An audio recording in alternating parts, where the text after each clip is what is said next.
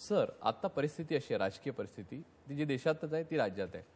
प्रत्येक सीट महत्वाची आहे, प्रत्येक आमदार महत्वाचा आहे आणि आता माणसं वेगळ्या प्रकारे म्हणजे पूर्वी ध्येय प्राप्तीसाठी किंवा जनतेच्या कल्याणासाठी काम करत असतात, आता बार्गेन करायला शिकलेले आहेत. हे आपण वास्तव मान्य केलं पाहिजे.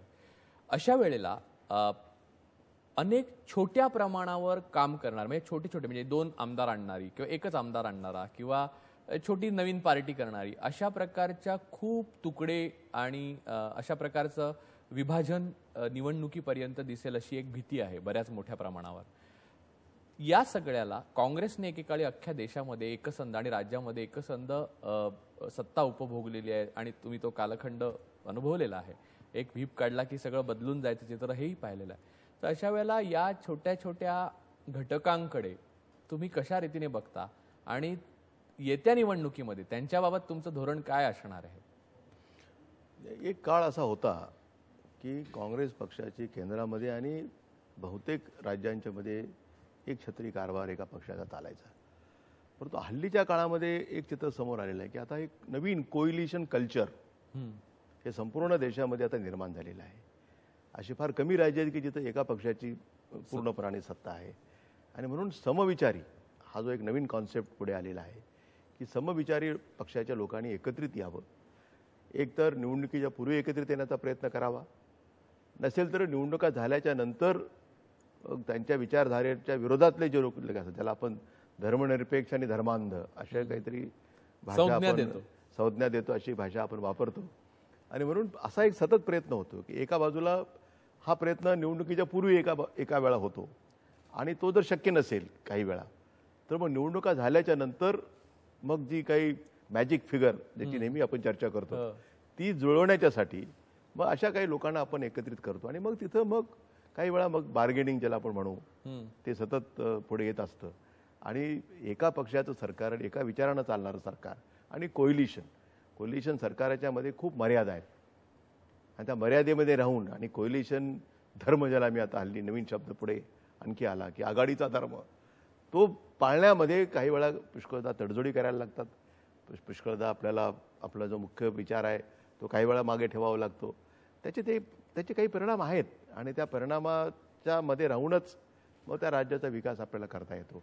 परंतु ही गोष्ट आता निश्चितपणे आवश्यक आहे की शक्यतो समविचाराच्या पक्षांनी मताची विभाजन टाळण्याच्यासाठी एकत्रित येण्याचा प्रयत्न केला पाहिजे.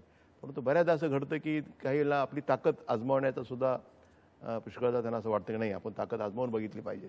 हे जे काही सांगतात त्यापेक्षा आपलं वेगळं लोकांच्या मध्ये आपल्याबद्दलचं वेगळं मत आहे आणि म्हणून काही वेळा ते पण पणाला लावतात आणि नंतर लक्षात येतं की खरंच वेगळं मत आहे जे आपल्याला वाटत नाही आणि मग त्याच्यानंतर मग एकत्रित येण्याचं काम त्यांना करायला लागतं. आणि आता हे देश पातळीवरही आता सिद्ध झालेलं आहे, राज्य पातळीवर ही गोष्ट आता मान्यच केली पाहिजे. कारण शेवटी धर्मनिरपेक्ष विचार मांडणाऱ्यांची संख्या मोठी आहे आणि म्हणून इथं फार मोठ्या प्रमाणामध्ये आपल्याला लोक एकत्रित आणायला लागतात.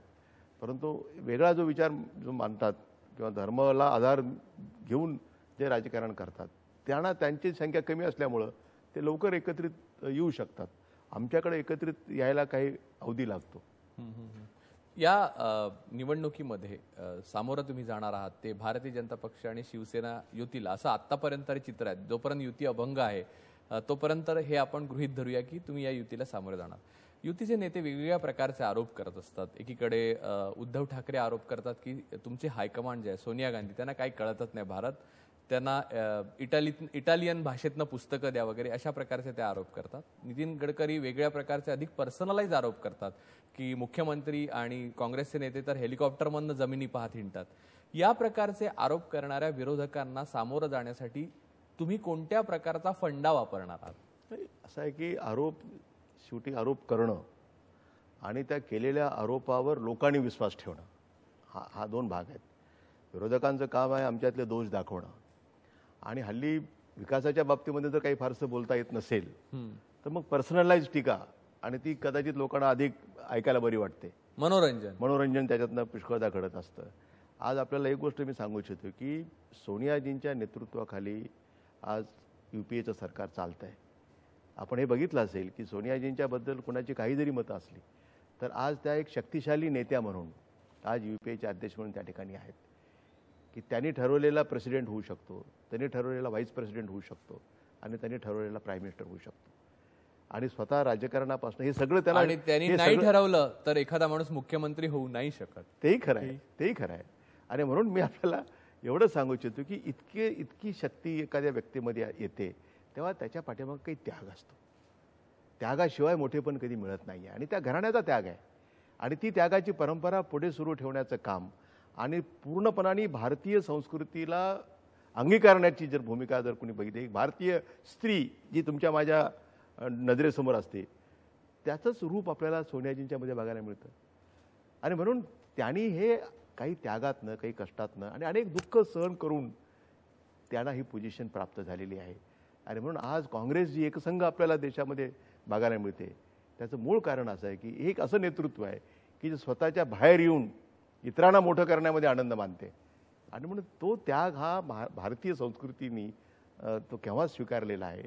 आणि म्हणून ती टीका मला असं वाटत नाही की लोक ते स्वीकारतील, कारण त्याच्यामध्ये आज त्यांनी संपूर्ण देशामध्ये आपली प्रतिमा निर्माण केली आहे आणि राज्यामध्ये सुद्धा त्यांनी त्यांच्याबद्दलचं एक वेगळं वलय जे आहे ते त्यांनी निर्माण केलेलं आहे. तुम्ही मगाशी म्हणताना असं मगाशी म्हणालात की फार थोडी राज्य अशी आहेत की जी एक छत्री एका पक्षाच्या आधिपत्याखाली चाललेली आहे. त्यातलं एक राज्य उत्तर प्रदेश. मायावतीने ते काबीज केलं. एका बाईने, एका दलित स्त्रीने अशा पद्धतीने विजय मिळवणं ही विलक्षण गोष्ट होती. त्यातल्या चांगल्या वाईट अनेक गोष्टी बोलता येईल, पण ही गोष्ट विलक्षण होती हे तर सत्यच आहे.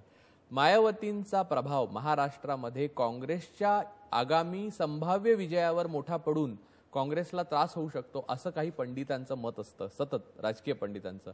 तो किती पडेल असं तुम्हाला वाटतं? असं आहे की आपण मागच्या लोकसभेच्या निवडणुकीचा जर अभ्यास केला तर निश्चितपणानं काही मतदारसंघामध्ये त्यांच्या प्रभावामुळं काँग्रेसला काही जागेवर नुकसान पत्करावं लागलं. परंतु त्याच्यानंतर झालेल्या विधानसभेच्या निवडणुकीमध्ये अगदी 6 महिन्याच्या फरकाने त्या निवडणुका झाल्या.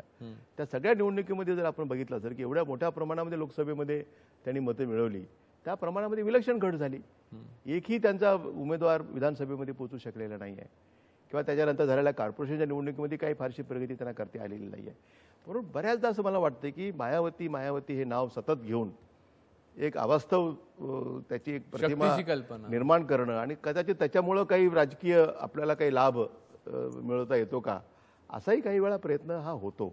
म्हणून आम्ही सावध आहोत. असं नव्हे की आता त्यांचा काहीच महाराष्ट्रात परिणाम होणार नाही असं नव्हे, परंतु महाराष्ट्रामधली मुख्य जी दलित जनता आहे ती आंबेडकरांना मानणारी आहे, आंबेडकरांच्या विचारधारेला बांधलेली आहे. ठीक आहे, रिपब्लिकन पार्टीचे अनेक नेते असतील, परंतु त्यातला सर्वांतला तर कॉमन दुवा जर कोणी असेल तर परमपूज्य डॉक्टर बाबासाहेब आंबेडकर.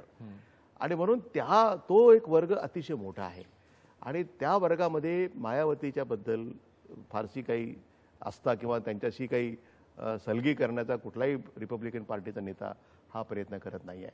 आणि म्हणून आंबेडकराला मानणारा महाराष्ट्रातला वर्ग किंवा जो मागासवर्गीय इतर जो समाज आहे की जो अण्णाभाऊ साठेंना मानणारा मोठ्या प्रमाणामधला समाज आहे. आणि म्हणून ह्या समाजांची ओढ ही नेहमीच महाराष्ट्रातल्याच काँग्रेसच्या नेतृत्वाच्या किंवा समविचारी पक्षाच्या किंवा जो धर्मनिरपेक्ष विचार मांडणारा पक्ष आहे याच्याशीच हा समाज हा सातत्यानं जोडलेला आहे. आणि म्हणून मायावतींच्यामुळं फार मोठा परिणाम, ठीक आहे, त्यातले काही नाराज मंडळी त्यांच्याकडे जाऊन कदाचित त्यांना जवळ करण्याचा प्रयत्न करतील, परंतु त्याच्यातनं फारसं महाराष्ट्रामध्ये त्यांना काही यश मिळेल असं मला